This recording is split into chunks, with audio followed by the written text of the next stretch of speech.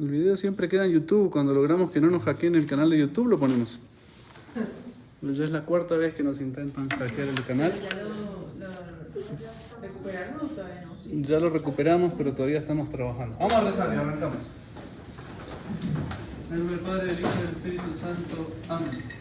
Dios te salve María, llena eres de gracia, el Señor es contigo. Bendita tú eres entre todas las mujeres y bendito es el fruto de tu vientre, Jesús. Santa María, Madre de Dios, ruega por nosotros pecadores, ahora y en la hora de nuestra muerte. Amén. Corazón Inmaculado y Doloroso de María, Sé la salvación del alma mía. San José, Ruega por nosotros, San Juan Bosco, ruega por San nosotros, Francisco de Sales, ruega por en el nosotros. nombre del Padre, del Hijo y del Espíritu Santo. Amén. Tomen asiento.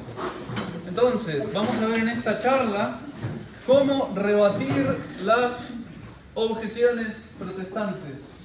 Ese es el título. Eso es lo que comúnmente se llama apologética, pues apologética contra los protestantes. Hago simplemente un paréntesis previo. No crean que van a salir de esta charla y ya tienen todas las herramientas para convertir a cualquier protestante. De hecho, es importante recordar el principio fundamental, que es, lo da nuestro Señor. En esto conocerán que sois mis discípulos, que os améis los unos a los otros. El argumento más grande de la verdad de la religión católica debe ser la caridad. ¿Por qué digo eso? Porque muchas veces uno, cuando más clara la tiene, más falta a la caridad. Entonces salgo de acá y el primer protestante que me viene a tocar el timbre es como, vení para acá, entrá y sentate, querido, que te voy a cantar toda la baraja. O salgo y empiezo a meterme en los blogs, y empiezo a meter comentarios, y a discutir y a debatir, y como el protestante no se quiere convertir, no me quiere escuchar, le empiezo a subir el tono y terminamos yo arriba de él así dándole, conviértete, conviértete. Y cree en el Evangelio. Pero no, realmente sí es muy importante tener claras las cosas, tener los argumentos, tener la claridad de la verdad, pero no olviden que la verdad debe darse siempre en la caridad. Debe darse siempre en la caridad. De hecho, mi intención principal al hacer esta charla en particular, quizás dé para otra porque hay muchas objeciones más protestantes que no me entraron. Solo seleccioné 10, que era lo que me permitía la pizarra y el tiempo. Pero mi intención principal es que ustedes estén impermeabilizados contra la duda. Porque viene un protestante y me dice, no, porque Jesús tuvo otros hermanos, la Virgen tuvo otros hijos, no es virgen, como dicen, María tuvo otros hijos, y me da una cita de la Escritura, 2 citas de la Escritura, 3 citas de la Escritura, y si yo no sé cómo responder, por ahí digo, no, yo nací católico y muero católico. Buenísimo, pero hay una cosita ahí que como que duele, que no sé responder, que no sé qué hacer, y es bastante normal que cuanto más ignorante se sea, más penetre y hasta uno puede terminar apostatando de la fe, convirtiéndose en protestante. Católico ignorante, futuro protestante. ¿Qué quiero decir? Me doy por hecho en esta charla con que ustedes no se vuelvan protestantes. Realmente fuera de broma ese es el objetivo, y que ustedes sean capaces de inocular a sus amigos, a sus hermanos, a sus hijos, a sus padres, el antídoto contra el veneno protestante. Porque es mucho más fácil protegerse del protestante antes de que entre el veneno que convertir a un protestante, porque un protestante normalmente a propósito los preparan para no escuchar los razonamientos del otro. Voy a volver sobre eso al final de todo, pero un protestante normalmente dice sus objeciones y tapa sus oídos para no escuchar la respuesta, porque con el demonio no debe dialogar. Digamos así, un poquito es el modo como los entrenan. Pero bueno, en fin, a lo que voy esto es especialmente para ustedes que en algún lugar pues pueden guardar esos argumentos, y cuando vean un protestante bien dispuesto, con toda la caridad y la paciencia que hace falta, porque los hay gente que se plantea y dice, pero ¿será que sí, que no? Y están dispuestos a buscar la verdad juntos, en el sentido de que, oiga, dígame lo que usted cree, no, pero eso no me cierra por esto y por lo otro, un debate honesto. Entonces en ese lugar yo saco mis herramientas, mis verdades y mis fundamentos para mostrarle que lo que él cree está mal y es un error. Con caridad, con paciencia, pero repito, la semilla Para crecer depende de la tierra. Si la otra persona, que es la que va a recibir la semilla, pues está cerrada y cerrada y cerrada, no pierdan tiempo, no discutan, no peleen, no es para eso. Esta charla no es para que vayan a pelear. ¿Sí? Bueno, dicho eso, seleccioné, me parece, 10 objeciones protestantes. La única que realmente me preocupé un poquito de ponerla primero es como el fundamento de la religión o del error protestante, es la sola escritura. Las demás están como tiradas así, porque no tienen una relación unas con otras y pues las podemos resolver por aparte sin mucho problema. Bien, dicho eso, pues vamos a empezar a desarrollar 10 objeciones protestantes y vamos a tratar de ir respondiéndolas. Los protestantes normalmente no la sacan como objeción. Esa primera sola escritura significa que la única manera de demostrar que algo pertenece a la fe tiene que estar escrito en la Biblia. No te van a decir, yo creo en la sola escritura y entonces usted está creyendo en el papado, en el magisterio y en la tradición, eso no me importa. No te lo van a decir así. Pero cuando uno le arrebata algo, la primera respuesta automática de un protestante, ¿y eso dónde está en la Biblia? ¿Eso dónde está en la Biblia? ¿Por qué tiene que estar todo en la Biblia? Es la gran pregunta. ¿Por qué la única manera de demostrar que algo es una verdad revelada por nuestro Señor es que se halle en la Biblia? Esa es, repito, la razón de ser de un protestante es que solo creo lo que está en la Biblia y solo te voy a creer lo que me puedas demostrar que está en la Biblia. La Biblia es lo que contiene la verdad, lo que contiene la fe y por lo tanto es lo único que debo creer. Esa es la objeción de un protestante. Bien, nosotros sabemos, hago un pequeño paréntesis antes de responder explícitamente, nosotros sabemos que no es solo lo que está en la Biblia. Nuestro Señor forma maestros y los envía a predicar, ir por todo el mundo y predicar el Evangelio, enseñándoles a la gente a obedecer las cosas que yo os he enseñado. Estoy mezclando dos citas. No solo les da la misión de predicar, les da la misión de someter a las naciones, enseñándole a obedecer las cosas que nuestro Señor les ha mandado. Nuestro Señor crea maestros y los envía a predicar, no los envía a repartir Biblias. Nuestro Señor funda una serie de maestros y algunos de esos maestros escriben texto en la Biblia, escriben parte del Evangelio. Otros son alumnos de maestros que terminan poniendo por escrito, como San Lucas pone por escrito el Evangelio de San Pablo, y San Marcos pone por escrito el Evangelio de San Pedro. Pero pues el testimonio oral va en paralelo, va explicando, y lo que está en la Biblia es, por sentido común, un resumen de lo que se ha explicado oralmente, y es un apoyo, como el apunte que yo les podría dar, aunque no lo he terminado de hacer, pero les podría dar un apunte, es un apoyo de lo que yo explico oralmente. Pero no puede suplantar a lo que explico oralmente, ni puede quedarse solo. Nosotros sabemos, repito, antes de meterme a cómo responderle al protestante, nosotros sabemos que la tradición es anterior a la Escritura. San Juan termina de escribir en el año 100 su Evangelio, escribe primero el Apocalipsis, pasa un montón de tiempo y cerca del final de su vida escribe el Evangelio, pero durante toda su vida predicó de palabra y predicó muchas más cosas de las que escribió. El que tiene que escribir tiene que decir, bueno, a ver, ¿qué escribo y qué no escribo? ¿Qué conviene poner? O bueno, porque sé que el libro no puede ser infinito, tengo que tomar lo más importante, lo más a propósito para el fin que me propongo. Que es, por ejemplo, San Juan ya empieza a rebatir a los gnósticos que empiezan a aparecer, una herejía del momento, entonces trata de demostrar que Cristo es Dios, Cristo es creador de todas las cosas, por eso el prólogo de San Juan. Bueno, me voy por las ramas, pero quiero decir, el texto escrito es un resumen de la predicación oral.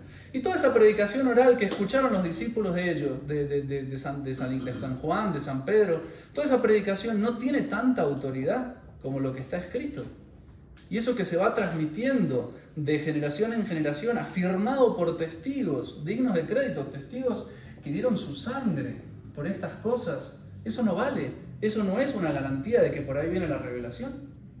Bien, nosotros aceptamos el testimonio escrito, por supuesto, pero hay un testimonio oral que llamamos tradición, y sobre esas dos cosas hay el magisterio, es decir, los maestros constituidos por Cristo mismo para enseñar, sacando de su tesoro cosas nuevas y viejas, sacando las cosas que enseñó Cristo, lógicas, argumentos nuevos para demostrar las mismas verdades de siempre. Bien, eso es lo que nosotros sabemos, ¿no? Ahora, ¿cómo le rebato a un protestante? Primer punto, hacerle entender que por qué tiene que estar todo en la Escritura, ¿no? Y acá tenemos toda una serie de argumentos. Lo primero, dígame una frase de la Escritura que diga que solo hay que creer lo que está en la Escritura. Eso es lo que convirtió, fue una famosa discusión entre un pastor protestante y un sacerdote católico, y el pastor le largó todo un discurso sobre la fe sin obra y no sé qué, porque está en la Escritura, porque está en la Escritura, y el padre no le respondió nada, le dijo, usted siempre dice porque está en la Escritura, ¿por qué solo tengo que creer lo que está en la Escritura? Deme una sola frase, pastor fulano, deme una sola frase de la Escritura donde diga que solo hay que creer lo de la Escritura, y ahí seguimos hablando. Y el pastor se fue y dice, eso es fácil. Y empieza a buscar, y gasta días, semanas y se da cuenta que no está. La tesis fundamental del protestantismo, que solo hay que creer lo que está en la Escritura, no está en la Escritura. No hay una sola frase que lo esté. Pasa que ellos lo tienen metido y nunca lo demuestran, nunca lo piensan. Bien, en cambio la Biblia habla de otras fuentes de enseñanza de la fe. Por ejemplo, San Pablo va a decir, fides ex auditur. La fe viene por el oído. No dice viene por los ojos. Viene por el oído. Escuchaban audiolibros de la Biblia. La fe viene por el oído, porque hay predicadores mandados para eso. ¿Cómo creerán si nadie les predica? ¿Y cómo predicarán si nadie los envía? Es la misma frase, el mismo párrafo desarrollado. Hace falta predicadores enviados, o sea, con autoridad de Cristo, y esos son los que van a predicar, los que van a hacer creer, y la fe entra por el oído. Eso está definiendo magisterio, está definiendo que hay una enseñanza oral. Hay maestros autorizados, puestos por Cristo, con autoridad, eso significa autorizados, con la etiqueta vengo de Cristo, y hay una enseñanza oral que hay que creer. Y que es primordial, o sea, San Pablo llega a decir, viene por el oído. Viene por el oído, repito, es de sentido común que la Escritura tarda en ponerse por escrito. Bueno, en fin. También habla de, por ejemplo, hay un montón de citas que se pueden buscar que hablan de una enseñanza oral. San Pablo le escribe a Timoteo, yo soy malísimo para recordar citas exactas, O sea, mis citas yo se las puedo dar de memoria el texto, pero me preguntan dónde está y tal vez en vez de Timoteo era Tito, pero por ahí va. Para eso se creó ChatGPT. Ustedes le preguntan, esta cita que el padre dijo más o menos así, ¿en dónde está? Y usted pídale por favor a ChatGPT que le dé la traducción de Torres Amat o Strobing, porque si no siempre le da de una Reina Valera que es protestante. En fin. Pero el punto es, dice San Pablo, creo, repito, que a Timoteo le dice, guarda lo que has oído de mí, lo que has aprendido de mí, sea de palabra, sea por escrito, hablando de sus epístolas, ¿no? Guarda lo que has aprendido de mí, de palabra o por escrito. Pero es evidente, los apóstoles enseñaron un montón de cosas de palabra. Y antes de escribir las epístolas venía San Pablo y predicaba, y entonces uno decía, a ver, San Pablo, ¿dónde está escrito eso? Es que todavía no escribí mi epístola. Bueno, escriba primero y después vuelve. Es ilógico que todo tenga que estar escrito. Pero repito, hay muchas citas, no me voy a poner a eso, que habla en la Escritura del magisterio. Repito, nuestro Señor crea maestros y los envía a predicar. Son apóstoles enviados ¿a qué? A predicar, a convertir el mundo, a enseñar el Evangelio, a bautizar. Crea maestros y después, pues todo eso, repito, las cosas que has aprendido de mí, enséñaselas a otros para que después sean capaces ellos mismos de instruir a otros. Está hablando de tradición oral. San Pablo, eso sí no me acuerdo de cuál es. Pero en fin, sería un mal protestante, ciertamente. La Biblia habla de tradición y magisterio. Todo lo contrario de lo que pretende demostrar un protestante con la Biblia, pues se le cae cuando empiezan a mirar de qué modo se demuestra la fe, qué modo se aprende la fe, pues siempre hablan de enseñanza oral escrita y transmisión oral de esas cosas, y además maestros autorizados. No impongas las manos rápido sobre alguien. Ahí hace falta transmitir la capacidad de ser obispo, de ser pastor de almas, etc. ¿no? Hay un montón.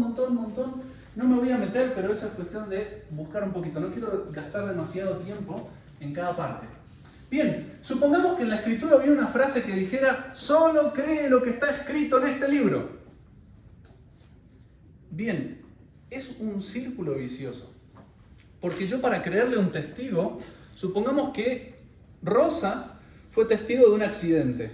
O bueno, venía manejando y se llevó puesto un no sé qué. Y viene Rosa y dice, no, porque él se cruzó primero. Y entonces, ¿cómo le creo yo a Rosa? Porque Rosa me lo dice. Sí, ok, Rosa es buena, toda la cosa, pero tal vez se confundió, tal vez parpadeó, tal vez no vio bien, tal vez me está mintiendo, perdón por Rosa, o otra persona. ¿Cómo le creo yo a un testigo? Porque aparece un segundo testigo que me dice lo mismo y ya empieza a ser más probable. Y si llega a haber un tercero que dice lo mismo, pues ya es más difícil ponerlos de acuerdo para que mientan. Yo no puedo tener un solo testigo que me diga, yo soy la verdad. ¿Y por qué? Porque yo lo digo. O sea, si yo escribo un papelito y le pongo, esto es palabra de Dios, recorto el papelito y se lo doy. ¿Esto qué es? Esto es palabra de Dios. ¿Y cómo sabe que es palabra de Dios? Porque está escrito acá, dice, es palabra de Dios. Sí, pero ¿quién lo escribió? ¿Cómo sabe de dónde salió? ¿Qué garantía tiene que eso no es un estafador que escribió eso?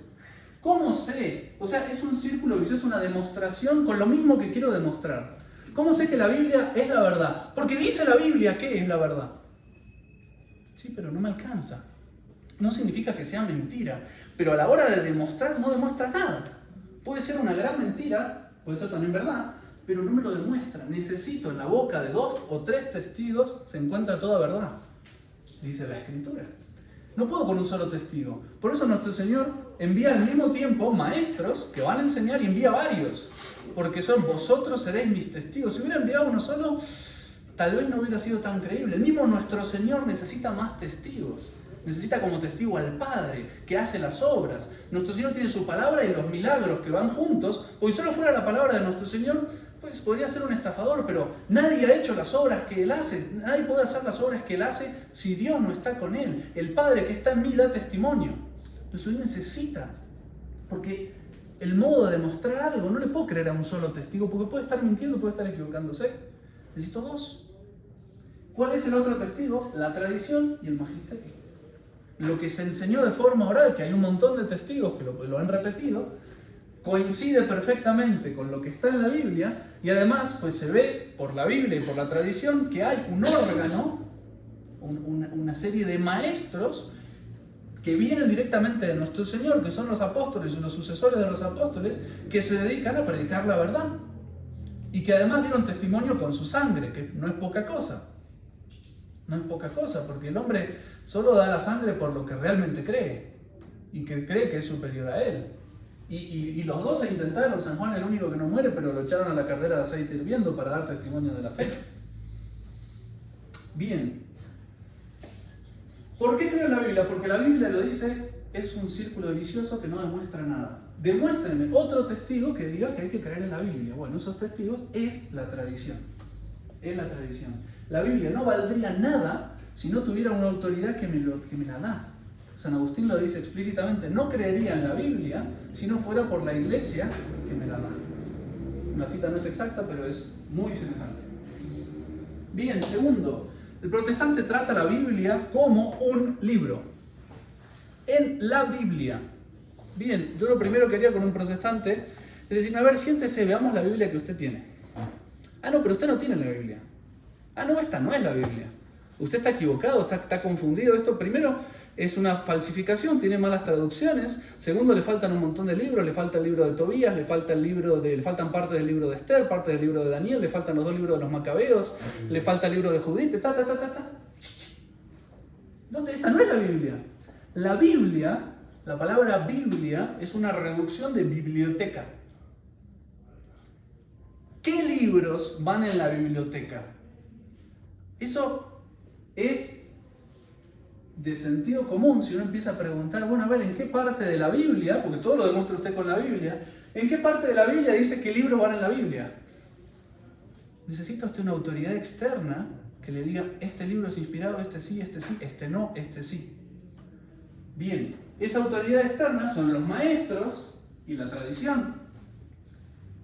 Nosotros tenemos esa autoridad externa que demoró muchos años en llegar a esa conclusión, porque los apóstoles son enviados por separado y el Espíritu Santo sigue revelándose por los apóstoles. La revelación termina con la muerte del último de los apóstoles. Él os recordará todas las cosas, dice nuestro Señor en el Sermón de la Cena, hablando del Espíritu Santo sobre los apóstoles. Él os recordará todo lo que yo os he dicho y Él os enseñará todas las cosas. Hay muchas enseñanzas que los apóstoles reciben nuevas. Ahora tengo todavía mucho que deciros, pero no sois capaces de soportarlo en este momento. Pero el Espíritu Santo, cuando venga, el Espíritu Santo va a completar la enseñanza de nuestro Señor. Los apóstoles van descubriendo, sea porque nuestro Señor se los dijo de palabra, que había libros que estaban inspirados, sea porque agarran ya también el canon de libros que los judíos consideraban inspirados, que nuestro Señor lo ratifica, sea también porque el Espíritu Santo les va revelando después de nuestro Señor que hay textos inspirados, como las epístolas de San Pablo. El mismo San Pablo cuando escribe, creo yo también que cuando digo esto estoy inspirado del Espíritu Santo. San Pablo hablando de la virginidad. Creo yo también tener el Espíritu para afirmar esto. O depende de la traducción que tenga. Pero el Espíritu Santo termina de completar. ¿Qué es lo que pasa? Los apóstoles no tenían un grupo de WhatsApp apóstoles. Entonces, ¿sabe qué? El Espíritu Santo me dijo que el libro de Ruth está inspirado. Ustedes también ténganlo en cuenta. Búsquenlo y cópienlo. No. Vivían a muchos kilómetros de distancia con medios de comunicación malísimos. Y lo que va pasando es que las comunidades fundadas por los apóstoles guardan la enseñanza de los apóstoles, de qué libros están inspirados, y algunos fueron inspirados a uno, o fueron confirmada la inspiración por el Espíritu Santo a algunos, de las epístolas de San Pablo, de algunos textos incluso del Antiguo Testamento, el libro de Job, el libro de Ruth, etc., fueron confirmadas por el Espíritu Santo posteriormente a nuestro Señor, y tardan años y hasta siglos en ponerse de acuerdo. Para poner un ejemplo, San Jerónimo, año cerca del 400. San Jerónimo, doctor máximo en Sagrada Escritura, es el título que le da la Iglesia. San Jerónimo le pide a un amigo que traduzca, por favor, creo que es el libro de Judith o Ruth, no me acuerdo cuál es. Ruth, creo que es el libro de Ruth. Y San Jerónimo, porque es un amigo, lo traduce. Pero ese libro es un cuentito. Entonces le hace la traducción en una noche, porque además era un genio. Le hace la traducción en una noche y se la da, mira, acá te traduje este cuentito que te gusta tanto. Y el amigo le responde, no, ¿qué cuentito? Esto es Sagrada Escritura, es inspirado, el apóstol Santán en la iglesia ya siempre lo han considerado inspirado. Y San Jerónimo dice, perdón, no sabía. La iglesia demora, el primer canon de Sagrada Escritura que tenemos, creo que es del año 390, en el concilio de Cartago, 393, no me acuerdo la fecha exacta, pero fíjense, casi 400 años, o 350 años después de la muerte de nuestro Señor. ¿Por qué? Porque demora. Hay anteriormente, por supuesto, cierto consenso de los libros inspirados, pero hasta que la iglesia, busquemos toda la información que tenemos en las distintas iglesias y qué libros son inspirados, pongámoslos de acuerdo, armonicémoslos y saquemos cuál es la Biblia, demoró muchos años de trabajo del Espíritu Santo. Demoró muchos años. Don Protestante, ¿qué es lo que pasa? Llega Lutero en el año 1500 y pico y dice, no, esta Biblia que yo recibo es un producto de la tradición católica que yo no acepto. Entonces, y como además yo creo otra cosa distinta, voy a ver qué libros sí pertenecen y qué libros no pertenecen. Y empieza a buscar qué criterio le sirve para justificar lo que él no cree y termina diciendo, me gusta el criterio de los judíos. Entonces, todos los judíos tenían miedo de que los libros que no fueran escritos en hebreo no pertenecieran a la Biblia, porque el hebreo era como el latín para nosotros, el lenguaje sagrado, propio de las cosas sagradas, y un libro escrito en griego o en otro idioma de la cautividad, etc., pues parecía que no podía ser un libro inspirado. Entonces, los judíos tienen los libros como inspirados solamente los que habían sido escritos en hebreo. Y todos los otros, por ejemplo, el libro de Tobías, que está escrito en la cautividad y está escrito en otro idioma, entonces no, eso no puede ser. Los consideraban como libros muy santos, pero no los metían propiamente en el catálogo de libros inspirados. Y Lutero dice, eso me viene bárbaro porque me saco encima un montón de cosas. Entonces, como criterio para el Antiguo Testamento, todo lo que es, ¿cómo se llama? Criterio judío, catálogo judío. Y para el Nuevo Testamento lo que me gusta y lo que no me gusta, básicamente. Sobre todo si alguna vez en alguna iglesia se dudó de que algún libro no era o si era, listo, yo ya tengo carta blanca para decidir si queda o no queda. Porque si me gusta queda, aunque se haya dudado en varias iglesias, y si se dudó en alguna iglesia y no me gusta lo sacamos, como las epístolas de Santiago, etc. ¿No? Bueno, básicamente viene Lutero y dice, los libros que me gustan quedan en la Escritura, los que no se van. Dígame Lutero, ¿y usted qué sabe de eso? ¿Usted qué inspiración del Espíritu? Que yo tengo el Espíritu Santo directo, porque cualquiera que lee la Biblia lo tiene. Y todos los que leyeron la Biblia antes no lo tenían. Todos los que leyeron la Biblia antes no tenían el Espíritu Santo para saber lo que pertenecía a la Escritura y no. Ok, se equivocaron todos menos usted. Qué bien, o sea, tenemos que buscar la verdad hace 1500 años en el criterio judío porque la iglesia durante 1500 años se equivocó. Es una falta de honestidad y de sentido común en el fondo terrible. Los protestantes tienen una Biblia recortada y deformada. Y después, contra ese principio de sola escritura, la misma escritura, y termino con ese primer punto, es el que más demoro, tranquilo, los demás son más cortos, porque es realmente la esencia de un protestante, ¿no? No todo está escrito en la Biblia. Primero, por sentido común, porque un libro hay que resumir, como les decía. Y segundo, porque está escrito, el mismo San Juan, por ejemplo, al final de su evangelio dice, si se escribieran todas las cosas que hizo Jesús, no caberían en todos los libros de las tierras. Pero estas cosas se escribieron para demostrar que Jesús es el Hijo de Dios, Ok, San Juan tenía una finalidad específica, quería demostrar que Jesús era el Hijo de Dios y selecciona los hechos que le sirven más para justificar eso. Resume, selecciona. Y pone algunos, pero no está todo en la Biblia. Hay muchas cosas que San Juan durante sus 100 años de vida predicó de palabra, que sus discípulos recogieron. Y sobre todo el modo como interpretar lo que está escrito. Porque desde el primer momento ya empiezan los alumnos bobos a agarrar la escritura y decir, no, pero esto en realidad quiere decir otra cosa. Pero momentito, los apóstoles no nos enseñaron eso. Los apóstoles cuando hablaron de palabra dijeron esto, esto y esto. Y todas las iglesias siempre han entendido esta frase de esta manera porque los apóstoles enseñaron así. ¿De dónde saca usted esa interpretación? Desde los primeros tiempos arrancan con, hay que interpretarlo con la ayuda del magisterio y de la tradición. Eso está desde los primeros tiempos. Vamos a ver una figura súper importante en varios puntos, que es San Ireneo de León. San Ireneo de León nace en el año 130. Recuerden, San Juan muere cerca del año 100. San Ireneo de León es discípulo de San Policarpo de Esmirna. Y San Policarpo de Esmirna es discípulo directo de San Juan. Entonces, desde San Ireneo de León hasta San Juan, tenemos un intermediario. Podríamos decir que San Ireneo de León es nieto espiritual de San Juan, perdón. Es como decir, bueno, yo soy nieto de Monseñor Lefebvre. ¿Por qué? Yo no lo conocí personalmente, yo nazco cuando él ya muere, nazco en el 91, Monseñor Lefebvre muere un poquito antes en el 91, pero yo conozco un montón de gente que conoció a Monseñor Lefebvre y a mí me ordena sacerdote un discípulo directo de Monseñor Lefebvre, ordenado por Monseñor Lefebvre. Y yo pues sé un montón de cosas más que lo que ustedes pueden encontrar en la biografía de Monseñor Tissier. Le agarran a leer la biografía de Monseñor Lefebvre escrita por el difunto Monseñor Tissier de Maleret, discípulo directo, leen la biografía y yo les puedo decir muchas más cosas que las que están escritas ahí, porque habiendo hablado durante 7 años de seminario, que no es mucho, pero durante 7 años de seminario y más, habiendo hablado con sacerdotes y obispos que lo conocieron personalmente y vivieron con él personalmente años, hay un montón de anécdotas, de cosas y de criterios que yo tengo transmitidos por ellos y que los guardo.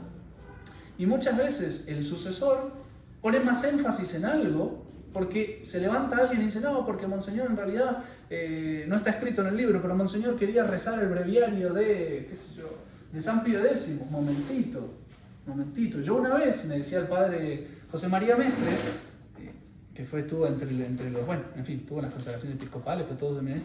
Yo entré para resolver esa cuestión que se estaba disputando entre los seminaristas. ¿Rezamos el breviario de Juan 23 o nos quedamos con San Pío X? Y entré al despacho de Monseñor Lefebvre y tenía el breviario arriba de la mesa. Y mientras le hablaba de otra cosa, le pregunté, Monseñor, ¿me permite un segundo el breviario? Sí, claro. Agarré el breviario y era Juan 23. No le di más vuelta. Monseñor Lefebvre mismo rezaba Juan 23. ¿Para qué me voy a poner en discusiones si Monseñor lo rezaba? Bien, eso no está escrito en la biografía de Monseñor Tissier, pero me lo está dando un testigo directo del otro. San Ireneo de Lyon podía decir ese tipo de cosas y más de San Juan Evangelista. Bien, eso tengámoslo muy presente, porque lo voy a citar varias veces en distintos puntos de cosas muy fuertes. San Ireneo de Lyon tiene un libro que llega hasta nosotros, que se llama Adversus Hereses, contra los herejes. Ya había herejes en el año 170, 180, que es el año en que él va a escribir. Ya había herejes, y él se pone a escribir, y en ese libro desarrolla sobre la devoción a la Virgen, desarrolla sobre la presencia real de Cristo en la Eucaristía, sobre la misa como sacrificio, sobre la primacía de Pedro, sobre la primacía de la Iglesia de Roma, da la sucesión apostólica de la Iglesia de Roma más antigua y más autorizada de todas las que hay, hasta como el octavo Papa. Oiga, y eso no lo va a tener en cuenta a la hora de interpretar la Biblia, porque es una persona que no solo conoce lo que está en la Biblia, conoce mucho más. Bueno, no todo está escrito en la Biblia, la tradición es muy amplia y vale la pena tenerla en cuenta. Bien, terminamos el primer punto, que repito es el más central, los otros son más breves. Bueno, ¿por qué ustedes invocan a los santos y piden su mediación si la Biblia dice claramente, San Pablo, que tenemos un único mediador que es Cristo Jesús? Bien, pues eso es evidente, nadie va a discutir que hay un único mediador ante Dios. Usted tiene a Dios y tiene pues dentro de Dios mediador, Cristo como hombre. Es el pontífice, el que rearma el puente que estaba roto por el pecado entre los hombres y Dios. Bueno, pues el que esté más cerca de Cristo va a poder interceder ante los demás, entre Cristo y los demás. Tan sencillo como eso, o sea, usted tiene un puente solo, pero tiene muchos caminos que conducen al puente, y algunos son autopista, doble calzada de 6 carriles, como la Virgen María, sin peaje. ¿Sí? Entonces se monta ahí y llega rapidito a nuestro Señor. Pues habrá otros que son más cercanos, pero eso es de sentido común. Eso de sentido común se ve en la misma escritura, en el Evangelio, por ejemplo, que la gente se acercaba a los apóstoles. Hay un episodio que, si no recuerdo mal, se acercan a Felipe y a otro apóstol que ahora se me va, para pedirle que vayan y le hablen a nuestro Señor, que lo quieren ver. Y Felipe va a interceder ante nuestro Señor. El episodio de la cananea va gritando, y nuestro Señor dice, Señor, los apóstoles se ponen en el medio y dicen, Señor, o la curas o la echas, no la aguantamos más. Y esto es una intercesión un poco particular, pero nuestro Señor termina después haciéndole la curación a la cananea, por su fe y demás, etc., pero por la intercesión. Después se ven miles de intercesiones de curaciones en el Evangelio. Al paralítico, dígame cómo lo hubiera curado nuestro Señor si no lo metían por el techo adelante.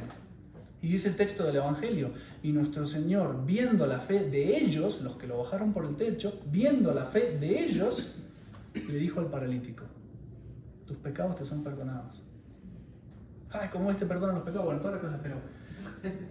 Señor, está el otro centurión que había construido la sinagoga y estaba su hijo enfermo, y viene la gente de la sinagoga y le dice, Señor, merece que le hagas esta curación, porque nos ha construido una sinagoga, es muy cercana a nosotros, hasta le dan toda una explicación, y nuestro Señor hace la curación. La intercesión le gusta a nuestro Señor. Vayamos al Antiguo Testamento. Abraham, Sodoma y Gomorra. Vienen los 3 hombres, le revela a Dios en la Trinidad que va a destruir Sodoma y Gomorra por los pecados. Y Abraham se pone a dialogar con uno de los 3 hombres, que es un ángel, pero que está hablando directamente con Dios.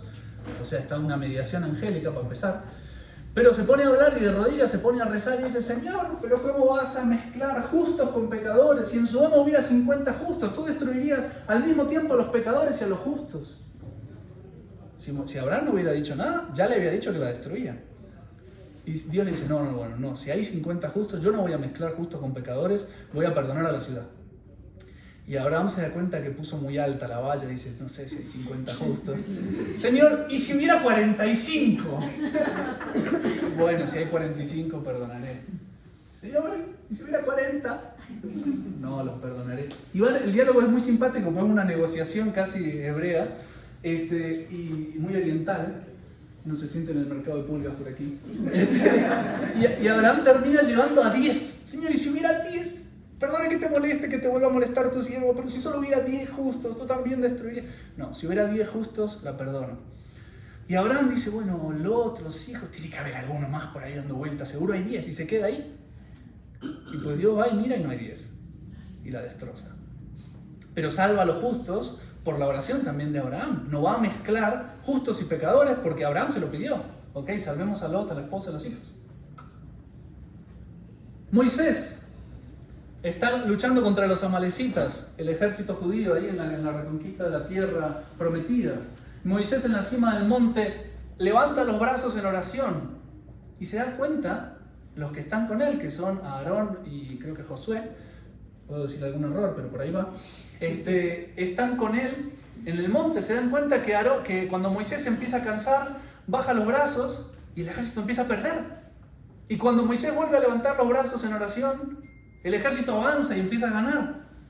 Y entonces toma la decisión, oiga, venga, sostengan el brazo en alto ustedes este lado y yo este. Y así ganan la batalla. Por supuesto, una figura de Cristo en la cruz, toda la traeré hacia mí, el vencedor sobre el demonio, el pecado del mundo, todo lo que quieran.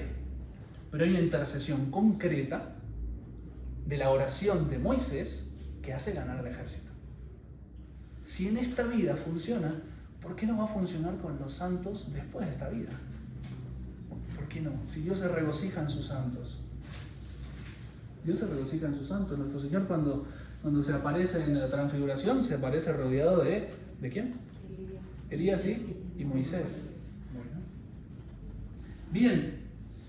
También con la Virgen en particular, pues el tema de las bodas de Caná, a pesar de todas las respuestas que usted quiera, que la pueden interpretar rara los protestantes, no, mujer la está despreciando.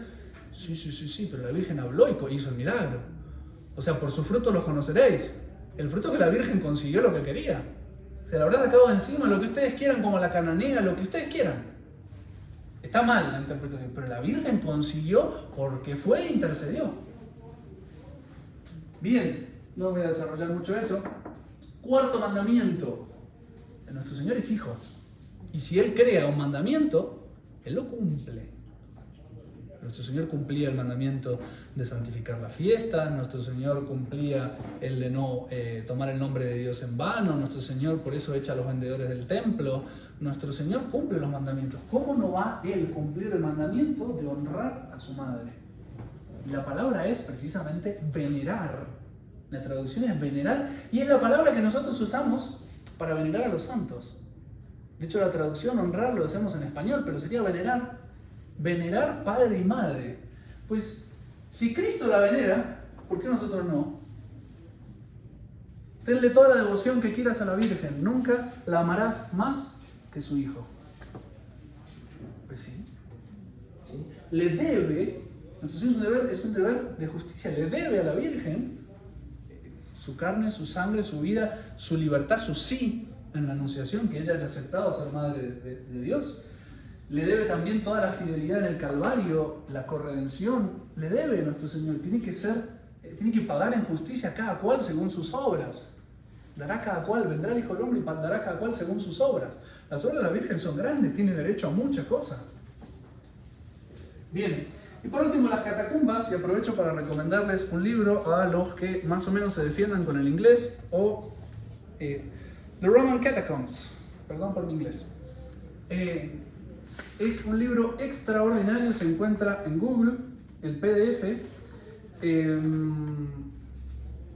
De hecho son 2 artículos que fueron publicados en alemán originalmente, los tradujeron después al inglés y los publicaron como un libro, los 2 artículos, pero la idea es agarrar las catacumbas ustedes saben que son los lugares donde se escondían los primeros cristianos, primero eran cementerios subterráneos que los primeros cristianos entre el año 33 y el año 300 entierran ahí a sus muertos, mientras sobre todo hay un periodo de persecución, los 300 años de persecución, las 10 persecuciones que hay, pues entierran a sus muertos y además ahí se esconden muchas veces para celebrar los santos misterios en esas catacumbas. Bien, este libro lo que tiene de bueno es que agarra las catacumbas y las usa para mostrar que la fe de los que vivían en esas catacumbas antes de Constantino, antes del año 300 y pico, de ahí para atrás, desde los apóstoles hasta Constantino, las usa para demostrar que la fe que la Iglesia Católica sostiene hoy es la misma que sostuvieron los primeros cristianos. En la devoción a la Virgen, que es lo que vamos a ver ahora en particular, en el tema de los santos, en el tema de la misa, en el tema de la Eucaristía, en el tema de todos los sacramentos, en el tema de la primacía de Pedro, del Papa, en el tema de la oración por los difuntos, es decir, el purgatorio, en el tema de la intercesión de los santos o de los muertos que están en la paz del Señor, en el tema de los sufrimientos del purgatorio. Todo eso está entre las imágenes, los epitafios de las tumbas, el modo de sepultar, termina siendo una demostración de que el protestantismo es un invento del siglo XVII, no es del siglo XVI, no es algo que supuestamente el discurso de Lutero era que la iglesia fue hermosa hasta el año que llega Constantino, y Constantino se inventa una nueva iglesia con la consagración de las iglesias y hace una religión oficial imperial, y de ahí se pierde la religión verdadera hasta que vuelve Lutero. Ese es el discurso de Lutero. Hay 1000 años en que se pierde la fe. Bueno, no son 1000 años, son los 1517 años que tarda en llegar Lutero. Porque lo que está anterior, este libro demuestra científica y arqueológicamente, al que tenga un pelito de sentido común, que es realmente la misma fe que profesamos ahora. Bueno, con respecto a la Virgen, sí, el libro se llama The Roman Catacombs. Yo como sabía que me iba a preguntar eso. Las catacumbas romanas. El autor Maurus Walther, como Walter pero con O. Walther, don Maurus Walther. Bien. Hay millones, pero agarramos la catacumba más antigua, que es la catacumba de Priscila, se llama así, la catacumba de Priscila. Están a las afueras de Roma, donde estaban las fincas de la gente de dinero. Y entonces, en esa catacumba, Santa Priscila es la que empieza a construir esa catacumba para enterrar gente de su familia y demás. Santa Priscila es mamá del senador Pudente, que es el papá de Santa Pudenciana y Santa Práxedes.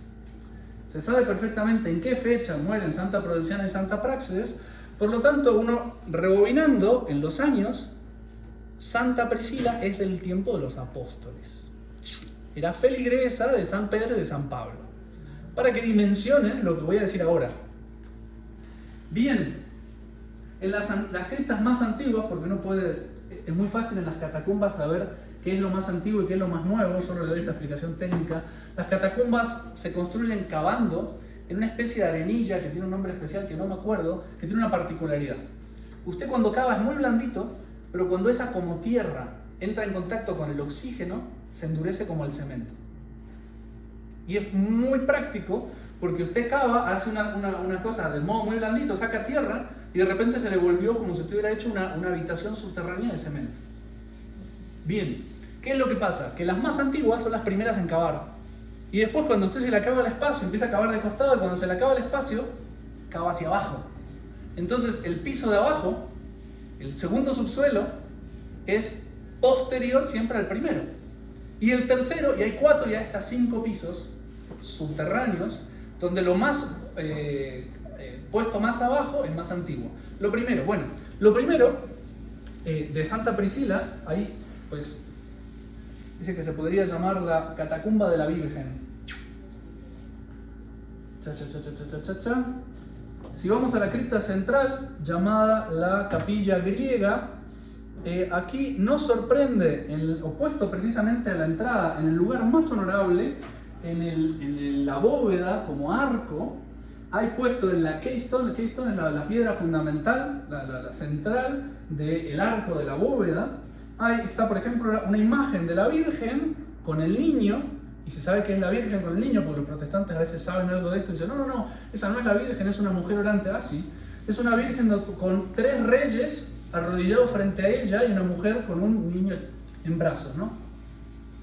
No es la Virgen, claro. Esto es del tiempo de los apóstoles. Esto es del tiempo de los apóstoles. Y no es la única imagen. Siguiendo por ahí, en la cámara de al lado, uno se sorprende porque en la mitad del arco hay una nueva escena.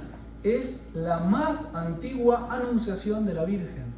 Un joven arrodillado frente a una mujer sentada. En un tercer cubículo de las mismas catacumbas aparece la Virgen, entre otras escenas simbólicas, con el niño Jesús. También, no lejos de esta cámara,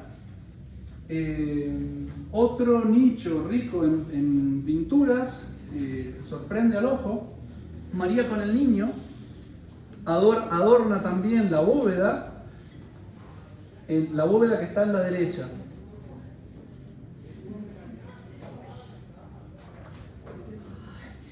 Con una estrella de Belén arriba, la Virgen de pie, y después hay un hombre señalándola con un rollo en la mano, que es Isaías.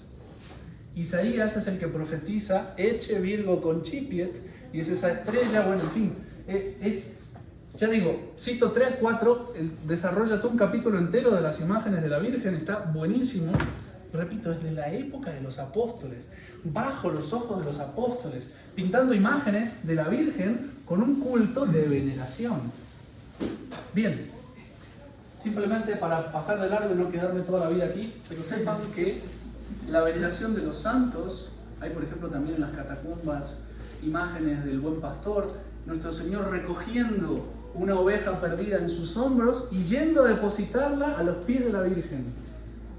Muy bonito. O sea, uno no solo ve que está la imagen de la Virgen, ve, cuando entiende el significado, ve la profundidad de la devoción a la Virgen que ya había entre los apóstoles. De hecho, San Lucas se dice que era pintor y que pinta los primeros íconos, imágenes de la Virgen. Bueno, San Lucas es un discípulo de San Pablo. San Pablo que predica en Roma, y San Lucas vive en Roma junto con él, ayudándole a predicar. También tiene que haber conocido estas catacumbas. Quizás alguna de las imágenes de esas catacumbas hasta las haya pintado San Lucas. Podría ser, tranquilamente. Porque de hecho, el Evangelio de los Reyes Magos, si no recuerdo mal, lo tiene San Lucas nomás. Bueno, tal vez me equivoco, pero me parece que solo lo tiene San Lucas. Por lo menos desde la infancia, sobre todo están en el Evangelio de San Lucas. Bueno, bien, la virginidad perpetua de María. Viene un protestante, vamos a la tercera objeción. Viene un protestante y me dice, no, eso de que es virgen, no. María tuvo, claro, está casada con San José, tuvo otros hijos. Muchas veces en el Evangelio, de hecho parece como 3 o 4 veces, se nombran los hermanos de Jesús. Se nombran los hermanos de Jesús, ¿no? He aquí que tu madre y tus hermanos están fuera y te buscan. ¿Y quién es mi madre y mis hermanas? Además, nuestro Señor despectivo parece. O el mismo San Pablo dice, ¿acaso no tengo yo también derecho a llevar como los demás apóstoles, los hermanos del Señor? Y ta. Bueno, muchas veces aparece la palabra de los hermanos del Señor.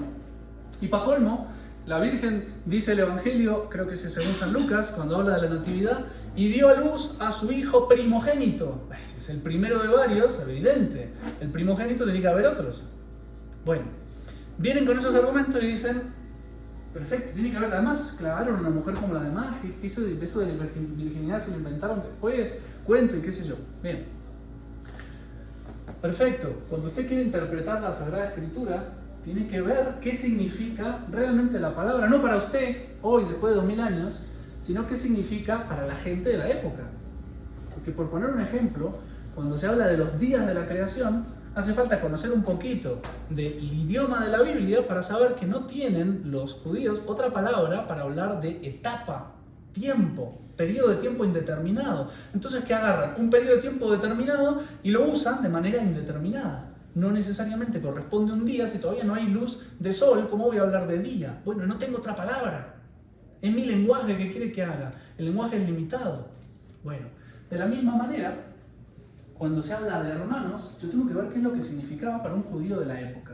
Y para eso no hay nada más útil que agarrar y mirar los lugares paralelos de la Sagrada Escritura. ¿En qué otros lugares se utiliza la palabra hermanos y con qué sentido se utiliza? Bien, la palabra hermanos para un judío significaba pariente, en sentido amplio. Podía suponer primos, podía suponer sobrinos, podría suponer cosas más lejanas todavía. Hay muchos ejemplos en la Escritura. Por ejemplo, sabemos perfectamente, porque la Escritura nos da la genealogía de Abraham y de Lot. O sea, son 3 hermanos. Uno de ellos es Abraham, otro es Nacor, el otro es... bueno, no me acuerdo el nombre. Bueno, son 3 hermanos y dice, y tal hermano tuvo además otro hijo que fue Lot. Entonces sabemos que Abraham era hermano del papá de Lot, Abraham era tío de Lot. Fácil, está puesto explícitamente en la Escritura. No tengo la cita, la pueden preguntar a ChatGPT. Bien, entonces, después resulta que cuando llega un momento en que Abraham y Lot ya se fueron a la tierra prometida y están con los rebaños, se pelean Abraham y Lot, o mejor dicho, se pelean los siervos de Abraham con los siervos de Lot, porque se respaldan disputas, y Abraham va y lo llama a Lot, y le dice a Abraham, Lot, eso sí que no es cita textual, eso es actuación. Hermano, no podemos seguir así, que se peleen lo mismo. Yo no tengo ninguna ambición de las cosas de la tierra. Si tú quieres elegir el terreno de la derecha, vete para la derecha y yo me voy para la izquierda, porque necesitamos separarnos porque estas peleas ya no van más. O tú quieres el de la derecha porque te parece mejor, te vas para la derecha y yo me voy para la izquierda. Pero la frase es, tú y yo somos hermanos. No puede haber pelea entre nosotros. ¿Ma como hermano de su sobrino? Tú y yo somos parientes. Somos parientes. Bueno, ese sentido aparece varias veces en la Sagrada Escritura. Ese para muestra basta un botón, pero también, si no recuerdo mal, cuando mandan a buscar esposa para Isaac, entre la parentela, el siervo que Eliezer creo que se llamaba, puedo equivocarme, el siervo Eliezer habla con la parentela, Abraham le da la directiva, quiero que lo busques entre mi parentela. Y entonces llega Eliezer y les dice algo así también como, somos hermanos, pero somos parientes y hasta ya lejanos, Los hermanos del Señor eran primos del Señor, sobrinos, tíos, algo así. Muy sencillo, no tiene mucho más que eso. Bien, y la palabra primogénito en el contexto judío legal se refiere precisamente a una ley sobre los primogénitos. La ley de presentar al primogénito, porque Dios tenía derecho a los primogénitos para que fueran sacerdotes. Entonces, cuando Dios establece ya después la tribu de Leví como tribu sacerdotal, va a decir, bueno, los primogénitos, loco, tengo derecho todavía, pero los pueden presentar en el templo y los rescatan pagando dinero. Entonces, en lugar de darme su hijo, me da dinero, y con ese dinero yo mantengo la tribu sacerdotal de Leví. Bien, la ley dice, todo primogénito debe ser presentado en el templo. No, pero no es primogénito hasta que no tenga hermanos. Si no nace un hermano dentro de 40 días, me salgo de la ley, porque había que presentarlo a los 40 días. Es ridículo. O sea, hay que entrar en la cabeza de una persona de la época y entender, dio a luz a su hijo primogénito, es el primero, vengan o no vengan hijos después. En caso de la Virgen no vino ningún hijo después, como toda la tradición enseña. Bien, si queremos buscar algún fundamento en la Sagrada Escritura para poder responderle a un protestante, la virginidad antes está súper manifiesta, primero por la profecía de Isaías. He aquí que una virgen concebirá. Pide a Dios un prodigio en lo alto del cielo o en lo bajo de la tierra. Pide un prodigio, tiene que ser un milagro. Y si una virgen va a concebir de modo natural, dejando de ser virgen, ¿dónde está el milagro? Pues evidentemente lo que es milagroso es que conciba permaneciendo virgen. En la concepción al menos, ¿no? Entonces, y la frase de la Virgen, o sea, cuando el ángel Gabriel se le aparece a Zacarías, el esposo de Isabel, la prima de la Virgen, que concebirá, Zacarías no pregunta cómo va a concebir. ¿Por qué? Porque tiene una esposa y entiende cómo tiene que concebir. Además, hace rato que le están pidiendo a Dios que les mande un hijo, porque era estéril Isabel, entonces pues duda porque no sabe si eso va a ser posible, pero sabe cómo tiene que intentar. La Virgen, cuando le dicen, a pesar de que está desposada con José, pone el grito en el cielo. ¿Pero cómo puede ser eso si no conozco varón? ¿Cómo que no conoces varón? Si San Lucas acaba de decir que estás desposada con José. No sé si lo conozco, pero no lo conozco. Claro, hay un voto de virginidad. Y la Virgen le pregunta, porque Dios tendría derecho a decir, bueno, ese voto no lo quiero, te lo dispenso, cásate. O lo puede respetar de un modo milagroso. La Virgen tiene derecho a preguntar y por eso pregunta. No porque desconfíe, sino porque necesita saber cómo. Porque va contra algo que ella hizo. Entonces el ángel dice, no, tranquila, el Espíritu Santo descenderá sobre ti y el poder del Altísimo te cubrirá con su sombra. Por eso el hijo que de ti nacerá será llamado hijo de José, no, hijo del Altísimo. ¿Ok? Perfecto.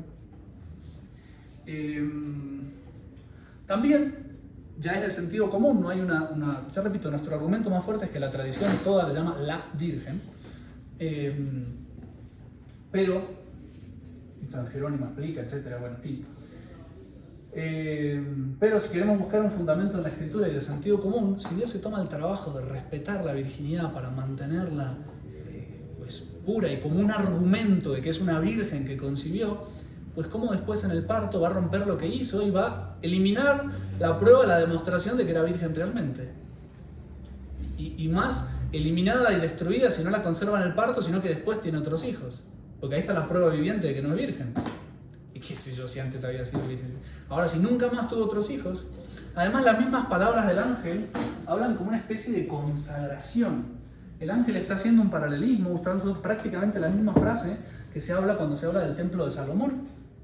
Que Salomón va a consagrar el templo, va a ser una famosa hecatombe. Una hecatombe es un sacrificio brutal de cientos y cientos de animales.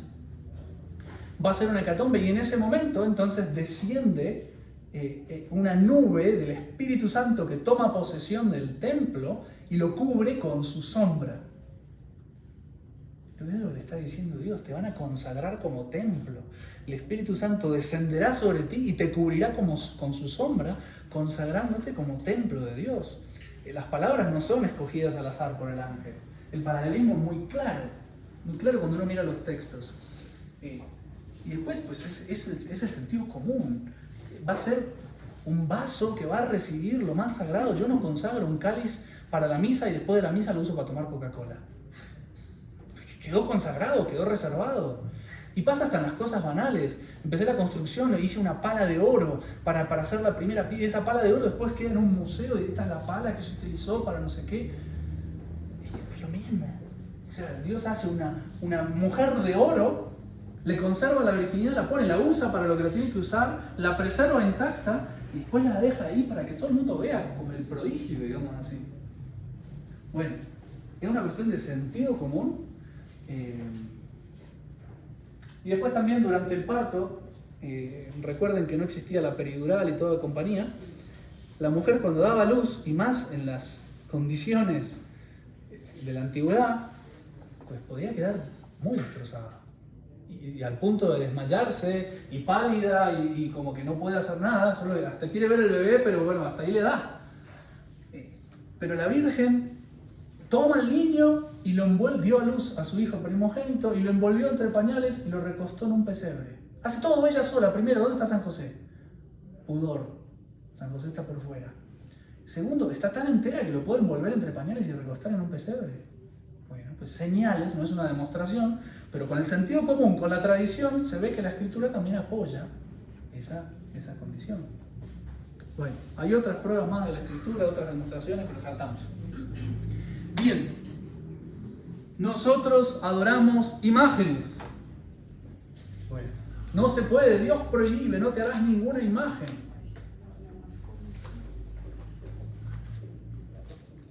Bueno, para empezar, como dice el adagio latino, contra factum non fit argumentum.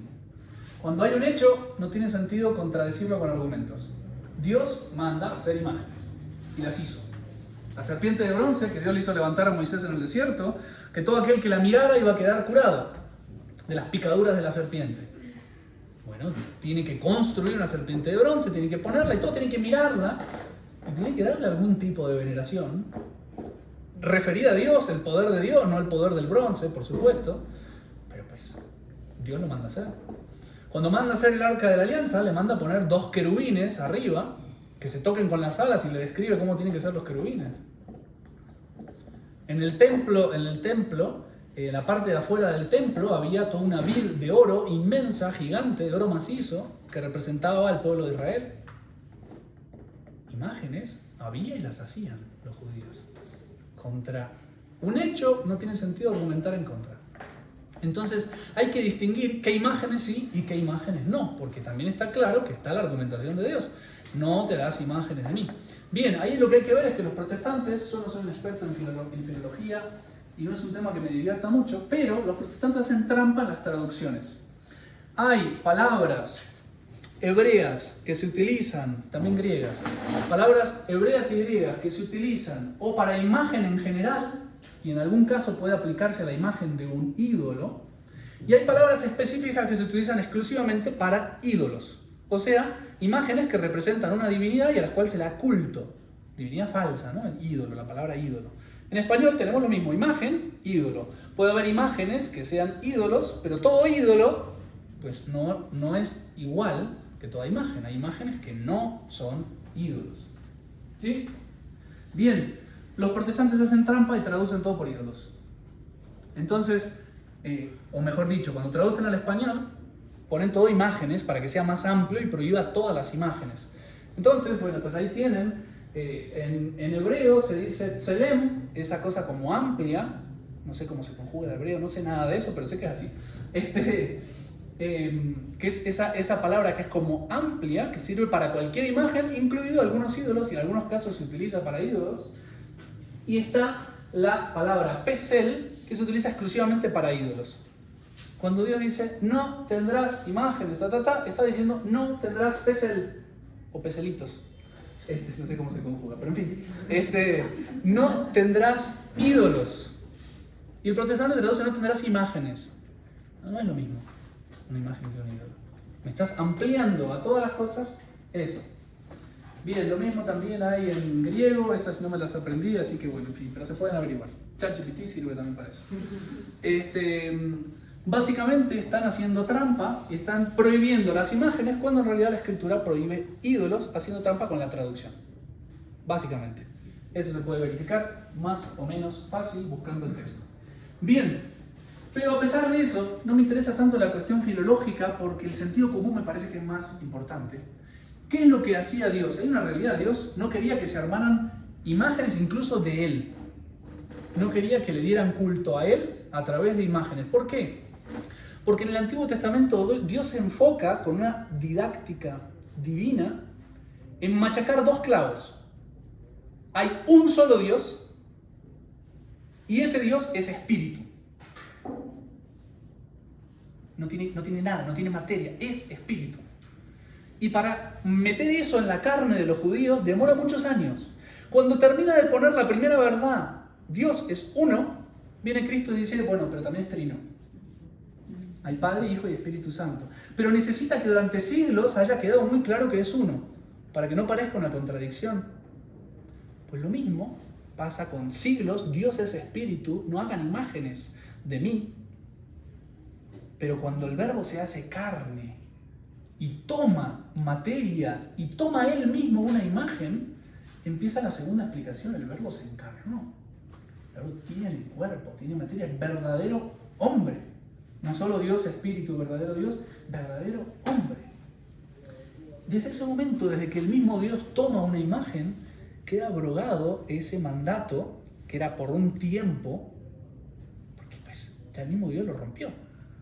O sea, yo siempre digo, respuesta para protestante.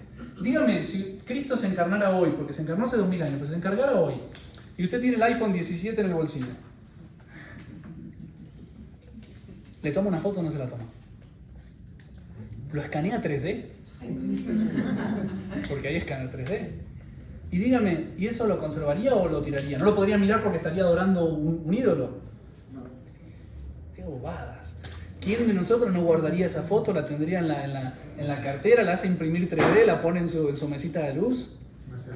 No, esta la tomé yo. Y doy el certificado de que yo tomé esa foto en tal año, en tal fecha, cuando Cristo apareció y vino para acá.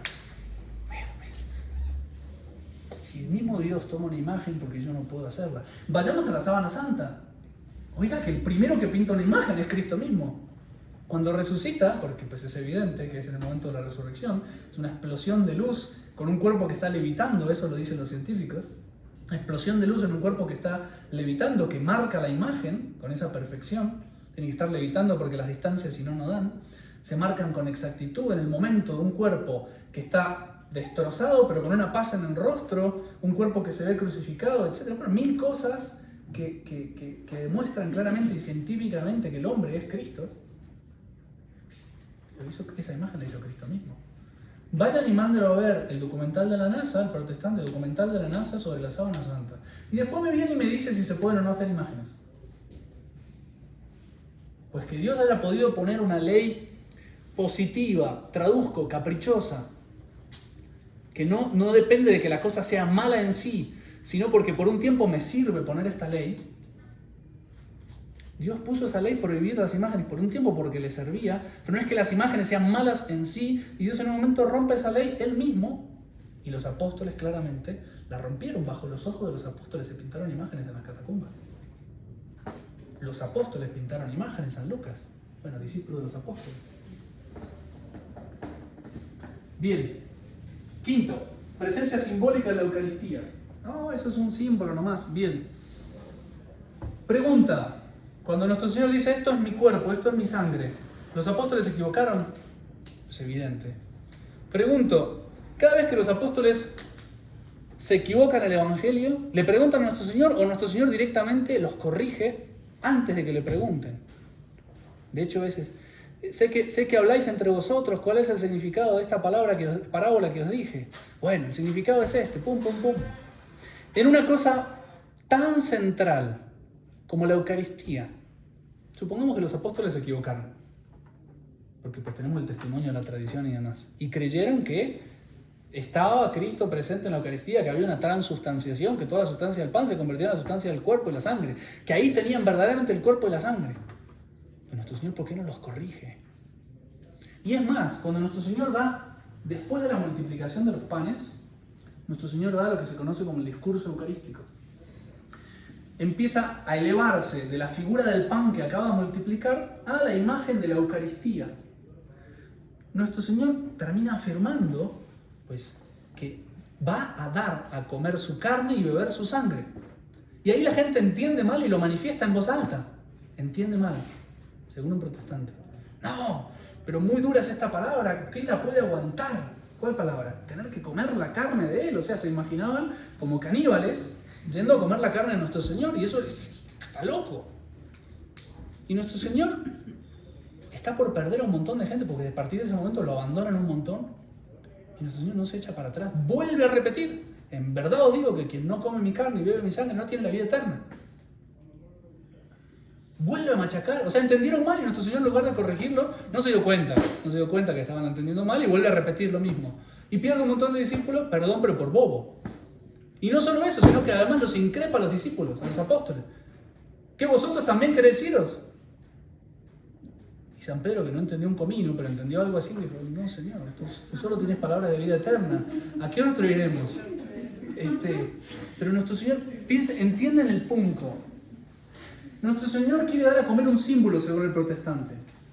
La gente se va porque se imagina que van a comer de verdad su carne y beber su sangre. Se va. Y nuestro Señor no lo frena y dice, espera, no, lo que quiero decir es que vamos a comer un símbolo, pan, que simboliza mi carne, y un símbolo, vino, que simboliza mi sangre. Tranquilo, que no somos caníbales. Nuestro Señor no los corrige, vuelve a afirmar y le dice a los discípulos, si quieren irse, váyanse, No se echa para atrás 1 milímetro. ¿Por qué? Porque habían entendido bien. Iban a comer su carne y beber su sangre. Se imaginaban una cosa sangrienta, cochina, pero la esencia era verdad, iban a comer su carne y beber su sangre. Y nuestro Señor, cuando ellos dudan, pero, ¿qué cosa? Sí, se van. Ustedes también quieren irse porque sí, no me importa. Yo voy a instituir la Eucaristía y en la Eucaristía voy a dar a comer mi carne y mi sangre. Esto es mi cuerpo, esto es mi sangre. Los apóstoles entienden que nuestro Señor está cumpliendo la promesa. Prometió que iba a dar su carne y su sangre en alimento, ahora lo está haciendo. La fuerza de ese argumento es muy grande. Sin hablar de toda la tradición que lo interpreta así. Porque, por ejemplo, les voy a poner hay un montón de citas en el Adversus Hereses de San Ireneo de León, recuerden, nieto de San Juan Evangelista, entre comillas nieto. Dice, 2 citas les voy a leer.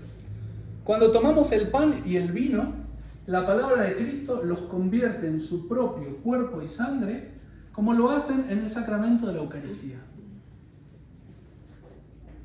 Recuerden, el año 170, nacido en el 130, San Juan muere en el año 100.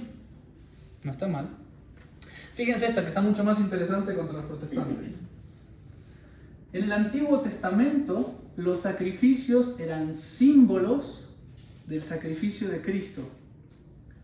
Ya no necesitamos más corderos, pues Cristo mismo es el sacrificio eterno, ofrecido por nosotros en el pan y el vino, que transformados en su cuerpo y sangre, se ofrecen en la iglesia como sacrificio. Ok, el Antiguo Testamento eran símbolos. Ya no necesitamos símbolos. Tenemos a Cristo mismo que se transforma del pan y el vino en Cristo y se ofrece como sacrificio en la iglesia. O sea, si eso lo dice el padre Palagrani mañana en un sermón, yo digo, perfecto, pues sí, claro.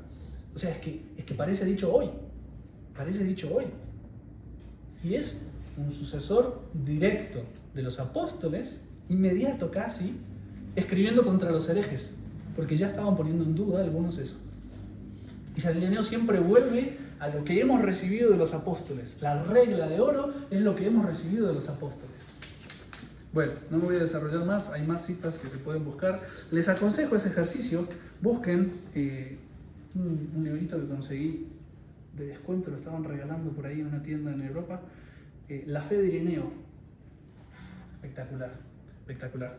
Pero bueno, en fin, se puede encontrar en internet, hay muchos sitios que tienen las citas de ese libro contra los herejes.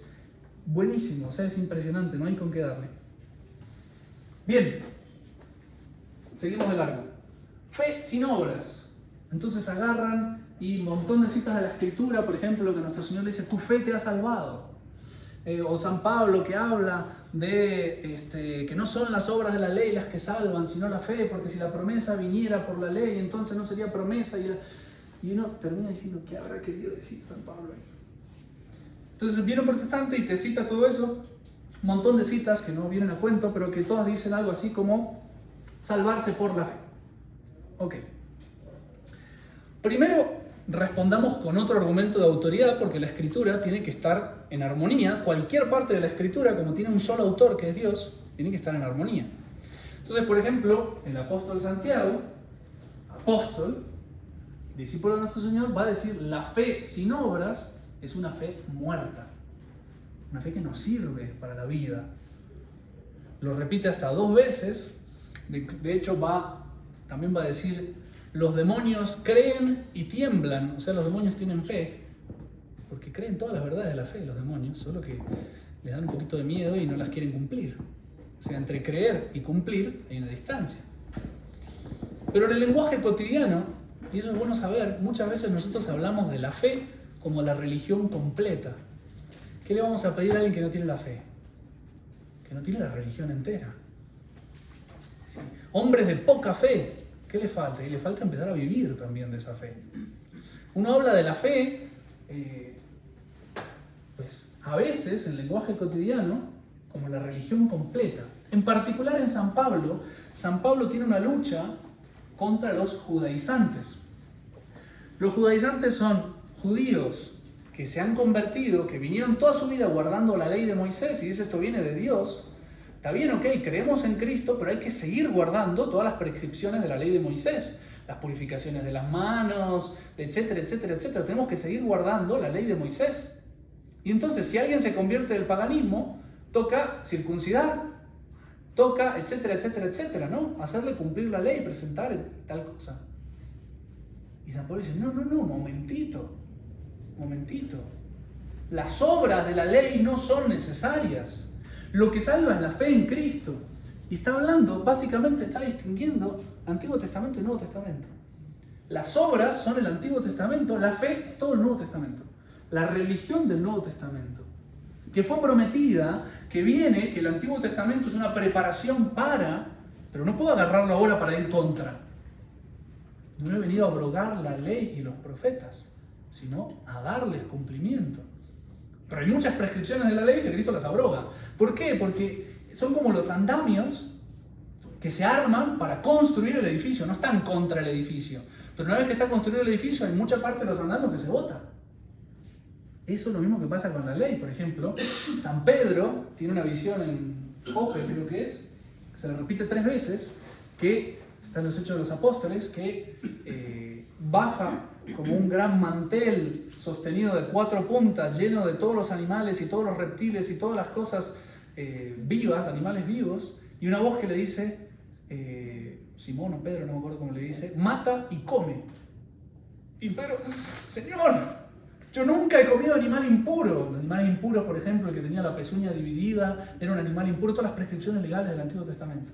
Yo nunca he comido animal impuro ni me he manchado con eso. Y la voz le responde, no llames impuro a lo que el Señor santificó. Se lo repite 3 veces la visión. Y San Pedro, a ver ese jamón.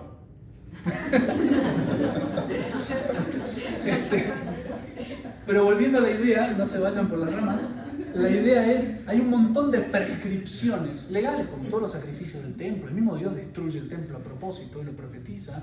Todas prescripciones legales de este tipo que Dios las corre en costado, eran para enseñar una cosa.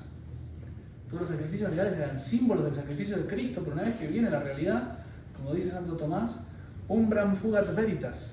La verdad, como un sol, como una luz, hace desaparecer las sombras, las figuras. Cuando sale el sol se van las sombras. Pues cuando llega la realidad, ya no son necesarias imágenes, figuras. ¿Okay? Llegó el sacrificio de Cristo, es nuestro sacrificio, ya todo el resto de las figuras a un costado. Ya no necesitamos, dice San Ireneo, no necesitamos de corderos y esas cosas, no, tenemos a Cristo mismo, que se ofrece en sacrificio en la iglesia, en el pan y el vino que son transformados en su cuerpo y su sangre. Bueno, después del bipo, porque un protestante no les va a aceptar muchas de esas cosas, pero vamos a texto del Evangelio directo, como para ponerle cosas en contra. Hace poco salió el Evangelio, pueden buscarlo en ChatGPT, no me acuerdo cuál es, pero decía, el Señor vendrá y dará a cada cual según sus obras, no según su fe. Y si vamos después a nuestro Señor, cuando dice ir malditos al fuego eterno, ¿por qué? Porque tuve hambre y no me diste de comer, tuve sed, son obras de misericordia, obras de caridad. Tuve sed y no me diste de beber, estaba en todas las obras de misericordia. Y lo interesante es la respuesta que le dan, pero Señor, ¿acaso no profetizamos en tu nombre? O sea, creían en Cristo y profetizaban en tu nombre. En verdad os digo, no os conozco. No todo el que dice Señor, Señor, que hace falta fe para decir eso, no todo el que dice Señor, Señor, entrará en el reino de los cielos, sino aquel que cumple la voluntad de mi Padre. Hay que cumplir la voluntad de mi Padre. Maestro, bueno, ¿qué hago para alcanzar la vida eterna? Cumple los mandamientos. Todo eso ya lo cumplo desde mi juventud. El Señor mirándolo lo amó. Y le dijo, si quieres ser perfecto, va, vende todo lo que tienes, dale a los pobres, La primera parte es obligatoria, cumple los mandamientos para entrar a la vida eterna. La segunda, si quieres, opcional, ser perfecto, practica voto de pobreza, voto de Okay. Es lo que la Iglesia enseñó siempre. Explíqueme cómo entiende usted, don protestante, que nuestro Señor mande maldito al fuego eterno a alguien que lo conoce, que ha profetizado en su nombre, pero no ha hecho obras de misericordia. Explíqueme, por ejemplo, todo el episodio de la maldición de la higuera estéril. Donde va a buscar frutos, la higuera está verde, está viva, pero no tiene fruto y la maldice. Es una figura del pueblo judío. Nuestro Señor habla de la misma parábola de la higuera. No, pero no produce fruto, Señor. Bueno, un año más abónela a ver si produce. Y si no, hay que cortarla y arrancarla. El que no produce fruto no sirve. Por sus frutos los conoceréis. ¿Qué obras hacen? ¿Qué obras hacen? Bueno, pues el Evangelio está plagado de frases de nuestro Señor que exigen obras como necesarias para salvarse. Bueno, don protestante, lo siento, pero si sigue así se me condena. Bien, sobre el purgatorio, también niegan el purgatorio.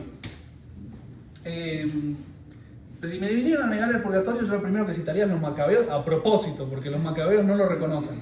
Y si no lo reconocen, de ahí salgo a esto, que es el punto donde uno destroza a un protestante, porque nunca se han planteado esto, jamás. Ellos arrancan con todo el resto partiendo del principio, ¿dónde está la Biblia? Y si usted me cita la Biblia, yo le puedo creer, pero si no me la cita, no le creo. Pero oiga, vamos acá. Bien, en fin, purgatorio. Judas Macabeo emprende una batalla, mueren algunos en la batalla, se descubre que esos algunos habían desobedecido una orden de Judas Macabeo y habían tomado unas cosas que no eran suyas, no recuerdo exactamente los detalles, pero entonces Judas dice, era un pecado menor, no cree que se hayan condenado porque murieron en batalla, luchando por la causa de Dios nuestro Señor, pero Judas junta y hace una colecta para mandar a ofrecer sacrificios en el templo. Y el comentario del mismo texto de la Biblia dice, santa y piadosa creencia, porque si no creyera que los cuerpos habrían de resucitar, vano hubiera sido ofrecer sacrificios. Ok, santa y piadosa creencia, hizo bien Judas. ¿Qué fue lo que hizo Judas? Pues ofrecer un sacrificio para que esas almas lleguen al cielo. Están en algún lugar que necesitan sacrificio para llegar al cielo. No están en el infierno porque del infierno no sale nadie. Es el fuego eterno, para siempre. Y pues, hay un abismo que no se puede cruzar, como dice el rico Epulón, como le dicen Lázaro al rico Epulón, Abraham le dice al rico Epulón. No, entre tú y yo hay un abismo que no se puede cruzar. O sea, el fuego del infierno queda ahí para siempre, nadie sale. ¿Qué es lo que hizo ofreciendo un sacrificio? Sacarlo de algún lugar temporal para que llegue donde debía llegar al descanso. ¿Por qué? Porque tenían algún pecado menor. Bien, San Pablo, que ese sí te lo van a reconocer, San Pablo 3.15, no sé por qué le puse la cita, nunca la pongo, la borraría para que no la sepan. No. San Pablo, primera epístola a los Corintios 3.15, dice, está hablando de obras que no están hechas con la intención correcta, o que no están hechas con la intención pura, no purificaron la intención, busquen la cita para leerla entera. Termina diciendo, estos se salvarán, hicieron una obra, digamos, con pecado venial. Estos se salvarán, pero como por el fuego. Se salvarán como por el fuego. ¿De qué fuego está hablando? Evidentemente no del infierno, porque ahí nadie se salva. Está hablando del purgatorio, hablando de los tormentos del purgatorio por las obras que son imperfectas ante Dios. Bueno, las catacumbas. Volvemos a mi libro simpático, estoy feliz con este libro.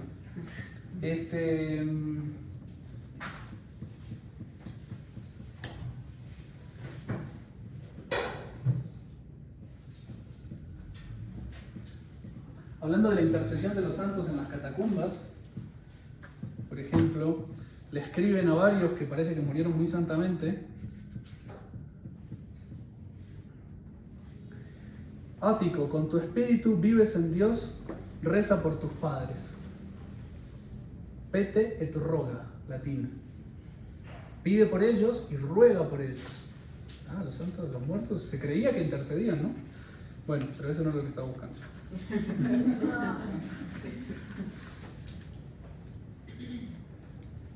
Para el otro lado. Ahora hay otro versículo en la Biblia cuando Jesús está hablando sobre la perfección de la ley y que él habla de que te pongas si estás en deuda con tu hermano, ponte en deuda porque no sea que te lleven al juez y te metan a la cárcel y no salgas de ahí hasta que pagues el último centavo. ¿Qué cárcel es esa? Purgatorio. Tal cual. Si se puede salir pagando. Ajá. Tratando de llegar al purgatorio. Al menos al purgatorio. Prayer for the dead. Ok, the church suffering. Por ejemplo, algunas frases ahí sueltas. Úrsula, quiera el Señor que seas aceptada en Cristo. Son epitafios fúnebres en las catacumbas. Acceptasis en latín, que seas aceptada.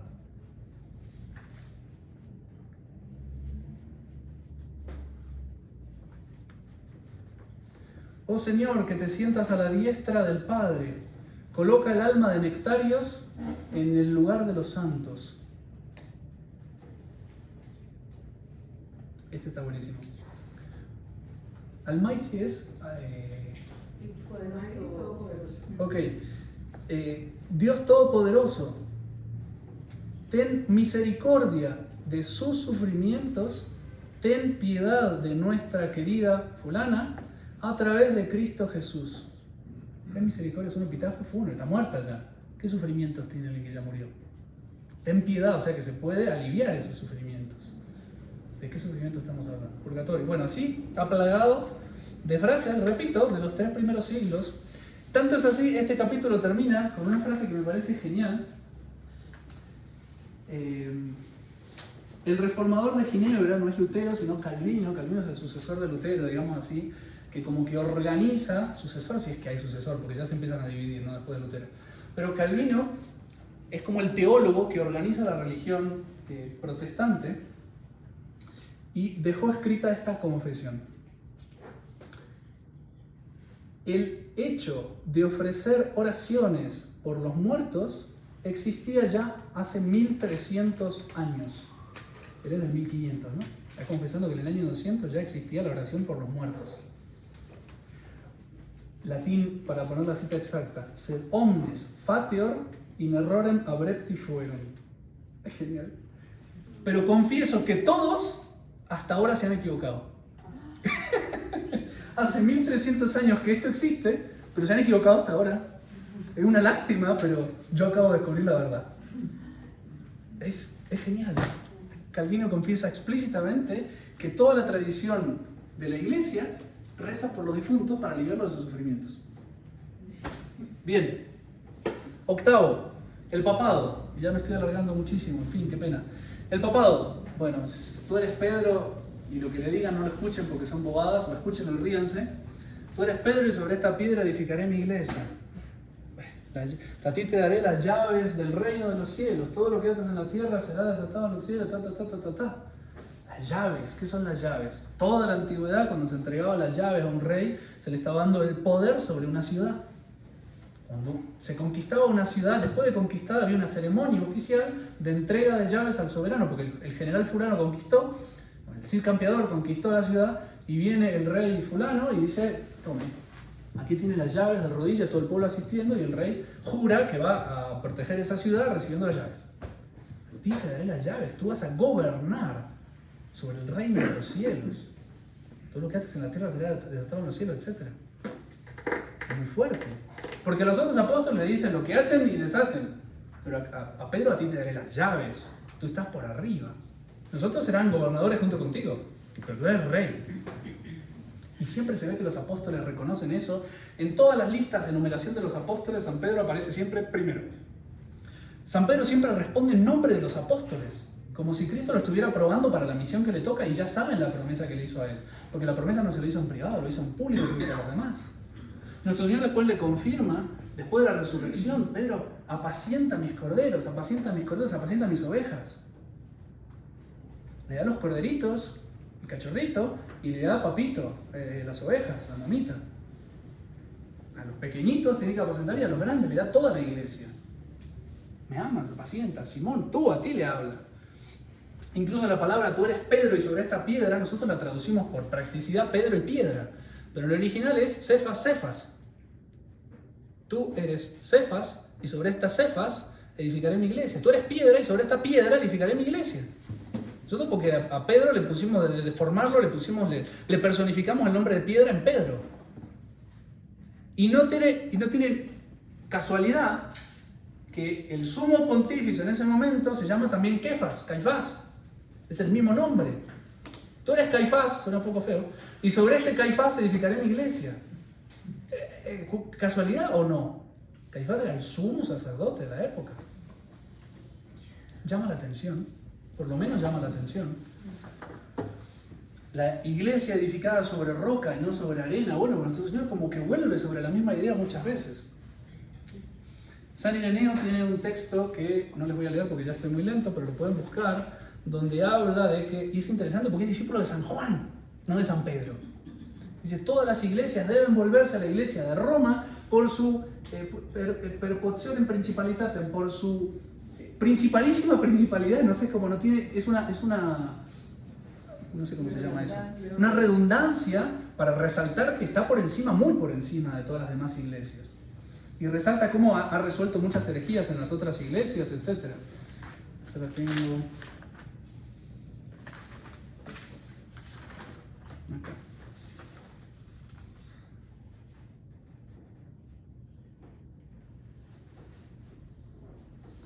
Porque es necesario que toda iglesia esté de acuerdo con esta iglesia que antes nombró de Roma, Pedro y Pablo, etc.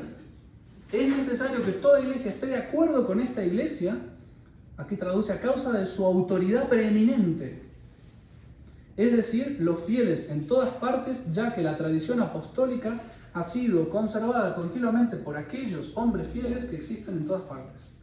Después da la lista de los papas, etc. O sea, pone a la Iglesia de Roma por encima de todas las demás.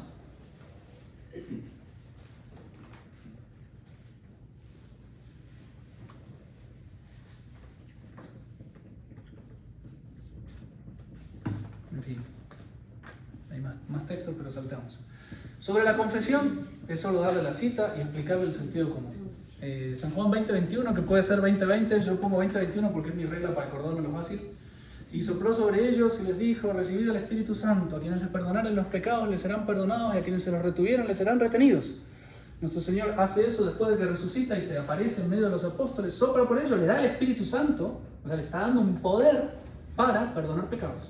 El mismo poder que Él ostentó en su vida. Le dijo al paralítico: tus pecados se son perdonados. Y dice: ¿cómo puede este perdonar los pecados? Eso blasfema. Para que sepáis que el Hijo del Hombre tiene poder en la tierra para perdonar los pecados, a ti te digo, levántate, toma tu camilla y vete. Y el paralítico se levanta y toma la camilla. ¿Qué es más fácil decir? ¿Te son tus pecados perdonados o levántate y anda? Para que sepáis que el Hijo del Hombre tiene poder en la tierra. Nuestro Señor tenía el poder de perdonar los pecados y lo dijo muchas veces: tus pecados te son perdonados. Y si era Dios, obvio. La ofensa está hecha contra Él directamente, Él lo puede perdonar.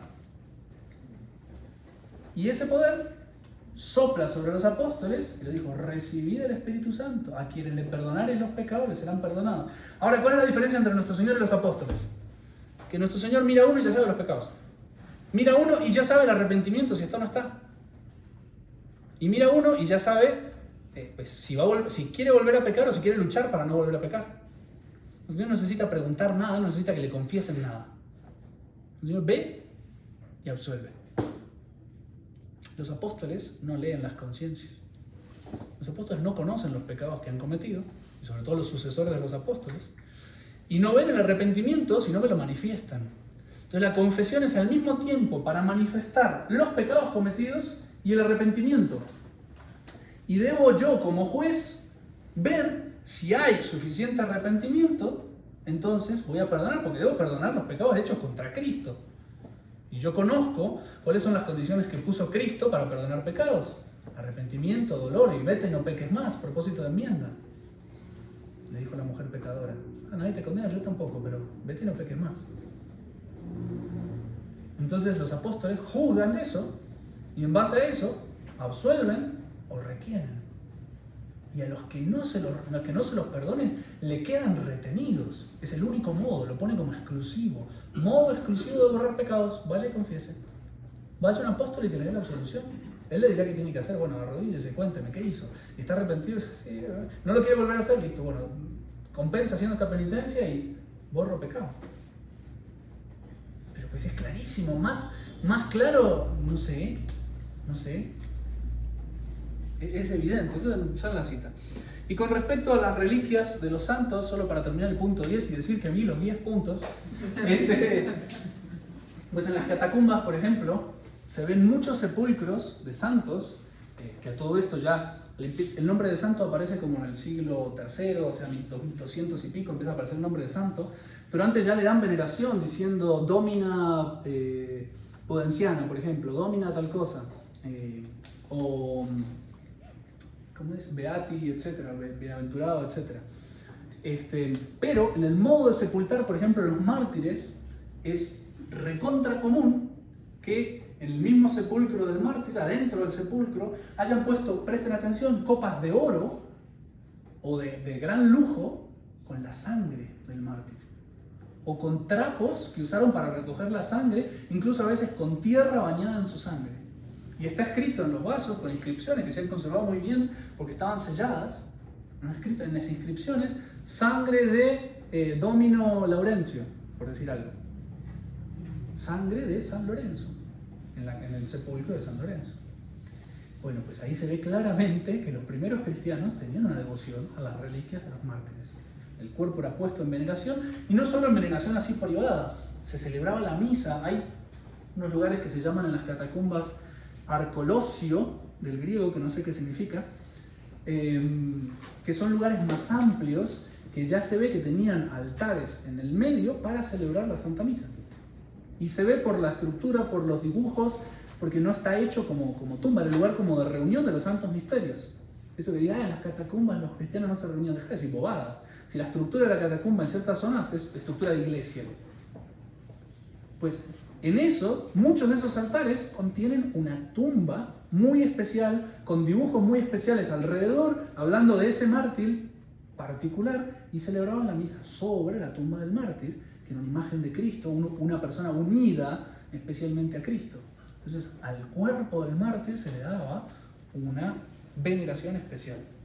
Y si le pide a algún protestante de la Sagrada Escritura, ahí les confieso que me confundo, me parece que es en Oseas, hay un momento que cavan una tumba, alguien me corrige o si se acuerda la cita me la dice, cavan una tumba para enterrar a un muerto y resulta que la cavan justo en donde está la tumba de un profeta.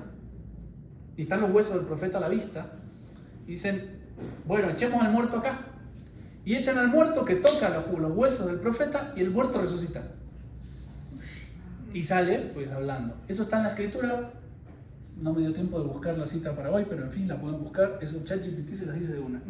En el Nuevo Testamento también, en Hechos 19:10, hablan de que se hacían muchos milagros de los discípulos de Pablo, que llevaban pañuelos o objetos que habían sido tocados por él, por Pablo, y que se producían milagros. Tal cual, las cosas usadas por los apóstoles también, y por ejemplo hablan del manto de San Pedro, y hablan de la sombra de San Pedro. Ponían a los enfermos para que al menos la sombra de Pedro los tocara y quedaban curados.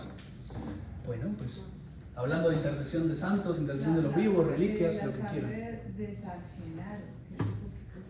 Sí, pues son milagros del día de hoy que se pueden ver. Durante mucho tiempo. Pero la interrumpo. La interrumpo un segundo para no irnos por las ramas. Voy a dejar aquí la conferencia.